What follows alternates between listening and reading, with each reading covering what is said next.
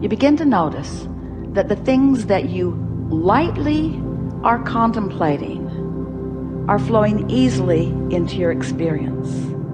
Because in the light feeling, in the absence of effort feeling, in the light, so light, maybe it's because it's unimportant. Maybe because it's unimportant, I haven't been beating the drum of it, and so I don't have a lot of momentum going in opposition to it. But in the lightness of it, the universe demonstrates it in some obvious way. So this is what brought Esther to the question. The lightness seems like the opposite of effort. So when I find myself trying, which is, we hear that from you a little bit, in the realization that you're trying, you might want to stop and say, this trying could be counterproductive. I'm efforting, which means I'm not engaging the energy that creates worlds, which means I think I'll just give this another run tomorrow. And as you do that and do that and do that, you're going to find that effort is not a factor in your experience. You're going to find that trying and struggle are not a factor in your experience. You're going to begin to discover that things that you want lightly come easily. So there's something important to be talking about there. How can I feel light about something I've been so intense about for so long? And we say, by giving it a rest. By giving it a rest. By focusing on some other things for a while. Or by getting as general about it as you can. And things just work out. They just work out. Funny thing to hear from someone who's teaching you about deliberate creation. Deliberate creation. Deliberate creation is about tuning your frequency. Deliberate creation is about feeling your emotions and knowing what they're telling. Deliberate creation is about understanding the relationship between who you really are and what you really want and what you're doing right here and now. Deliberate creation is about chilling out so that there's no resistance and then focusing. It's about tending to the frequency first and then applying the thought. Oh, all right now. Abraham, you said that I think and then I feel. So are you actually taking thought back to the element of frequency? Yep. Can you find a frequency without a thought? Can you feel the frequency of love? Can you feel the frequency of love? Now, don't get carried away about who you love or who you loved or anything like that. Just feel the frequency of love. Can you feel the frequency of love? Can you feel the frequency of enthusiasm? Can you feel the frequency of fun? So it's possible to feel a frequency by interpreting it through emotion in a sort of thoughtless place. That's all we're asking you to do. That's the thing to do first thing in the morning. Wake up and enjoy the non-thought. Don't be too quick to try to figure out what this day means and where you have to go and what you have to do. Just give yourself, if you can, 68 seconds of just basking in the energy, in the non-action, non-verbal, even non-thought vibrational frequency. Just give it a chance and see what happens. And then watch how the thoughts begin to follow suit. It is our promise to you. Get that momentum going and you'll be off on the right foot. And as soon as tomorrow, you'll have a day unlike any other day that you've ever had. We're not kidding you. Give it a month. Give it a month and you'll feel absolute control of your experience. And when people see the difference in the way you feel, they'll say, what are you doing? And you say, it's kind of hard to describe. I'm doing a lot less than I've ever done before.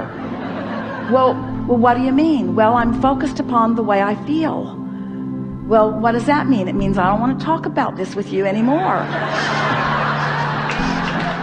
There's a really good chance you're going to talk me off my high-flying disc. Well, what are you smoking? Well, it's not like that. This is a non-drug high. It's a non-drug alignment. It's alignment that has always been there for me that now I'm consciously tapping into. It's alignment that I've been stumbling on all my life, just didn't know how to maintain it. Didn't know how to create it to begin with, and didn't know how to maintain it. Now I do, so I'm doing a more consistent job of it. So I've got more momentum going. So I've got more airtime happening, more vibrational airtime, more attention, more verbal time, more stuff from me about those pipes that I want to keep open. What pipes are you talking about? Well, you see, there's this path of least resistance between me and everything else, and it's a path of least resistance between me and what I want, and it's a path of least resistance between me and what I don't want. It's a path of least resistance, and I'm just keeping the pathway open on the things that I care about. Well, how do you know the difference? The things I care about that I really want feel good to me when I think about them. When I'm focused upon what I want, it always feels good. When I'm focused in opposition, it never feels good. Oh, seems too simplistic to me, they'll say. I know it did to me at first. That's why I tried to make it harder than it needed to be. I made it harder than it needed to be for quite a while, and then who knew? I'm supposed to feel good. Life is supposed to be fun. I have endless unseen energies that have my back, who know what I want, who are pointing the way. I had no idea the leverage, the creative energy that was available to me until I started pointing it. Well, what have you accomplished with this? Well, I feel great. I know, but what else? Well, I just feel wonderful. Well, what else? Well, it's too much to tell. Well, tell me something. Well, I just feel great. I feel great, and mostly nice people are around me, and people who used to bother me aren't coming around, and some of them that used to bother me don't bother me anymore. And ideas come more easily to me. I'm more intuitive. I'm more clear-minded. The things that occur to me occur in better timing. So when I act on them, I get more immediate results. The things that I want are just flowing into my experience. My day-to-day moments are really exciting. I used to look forward to a vacation and kind of put up with everything before it, and now every day feels sort of like that vacation. I have that lighthearted feeling all day, even when you're at work. Yeah, especially when I'm at work, because I feel purposeful there, and I feel momentum there, and there's this give and take thing that happens with me at work where we're all winning as a result of our co-creating together. It's some of the best time that I spend is when I'm at work. So many lovely people in this world. Have you noticed? Well, not so much. I haven't noticed that so much. Well, that's because I'm on my high-flying disc. I know that that's what. Well, now tell me about this stupid disc. How did you get on this high-flying disc? I was born there. I was born there. I talked myself out of it with a lot of help from others who had forgotten about it too. But no, I mean, how did you get on it today? Well, I thought you'd never ask. Well, this morning when I woke up, I just thought happy thoughts.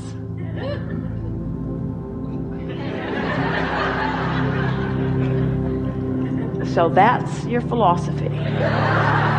You just think happy thoughts. Yeah?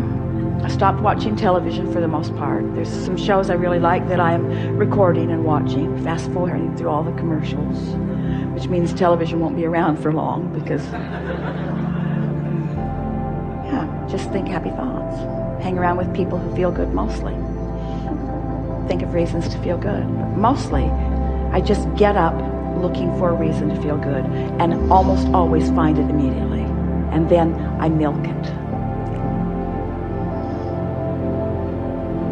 Some people will think that it's too simplistic, but as you begin to demonstrate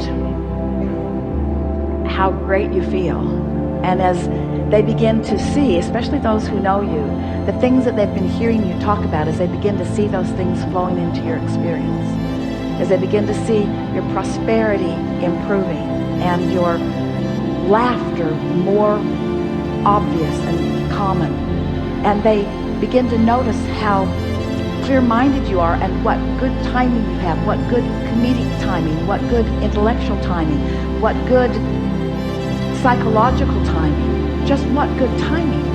It's going to be so noticeable. You are going to be such powerful demonstrators of those who have accessed and harnessed and directed the energy that creates worlds, that a sort of euphoric feeling of joyful invincibility is going to be yours, to the point that when people point out even the most serious seeming from their perspective of problems, you're going to stand solid in your knowing of all is wellness, and you're going to support them in the same way that Source supports you, by not freaking out because they have chosen a lower flying disc. And before you know it, you won't freak out when you find a lower flying disc either. You'll understand how it works. You'll understand that, this is just a step one moment, and that's all part of the process. I'm predominantly now, for the first several years of my life, I was predominantly in step 3, because I was born that way. Then those around me began insisting that I become more accountable, which meant try to compensate for their inability to stay on their disc. We hope you heard that in the way we meant it. So then I had sort of a rough ride for a while, where I was having predominantly step 1 moments. What are step 1 moments? Contrasting moments where I know what I don't want, so I know what I do want. I know what I don't want, so I know what I do want. So I was asking for quite a few years of my life. I was predominantly doing step 1 moments, stumbling accidentally into alignment, but not really knowing what I was doing. But it was a good plan, because during that step 1 phase of my life experience, all of you have passed through that now. I filled my vortex with all kinds of specifics that matter to me. And now you're in the step 3 phase of your life experience, where now, getting on the high flying disc, that's your work, that's your work, that's your work, that's your work, that's your work. So I'm done, Abraham, I'm not going to create anymore. Oh no, because you're not going to stay on the high flying disc. You're going to dip, you're going to still have step 1 moments, but you're predominantly going to be living step 3 moments. Occasional step 1 moments, because you can't not expand. You want to continue to clarify, but predominantly step 3 moments. You see what we're getting at? How can I assure predominant step 3 moments? By making sure every day at least starts there. And if we have done the best sales job that we have ever done about anything, we've convinced you to at least give it a go, to at least try to see what happens.